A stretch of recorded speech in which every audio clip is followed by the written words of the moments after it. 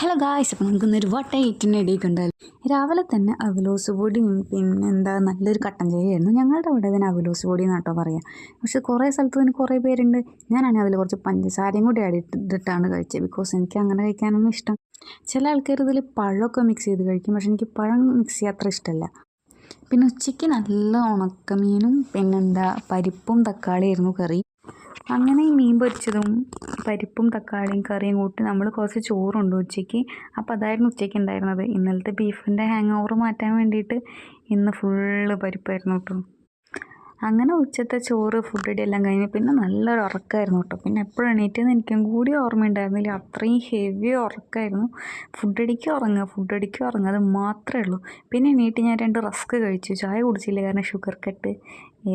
പിന്നെ രാത്രി ഇപ്പം എൻ്റെ ബ്രദറാണ്, ഓന് ഒരു യിപ്പി കൊണ്ടുവന്നിട്ടുണ്ടായിരുന്നു. അതിൽ ഞാൻ കുറച്ച് സബോളയൊക്കെ ഇട്ട് കഴിച്ച്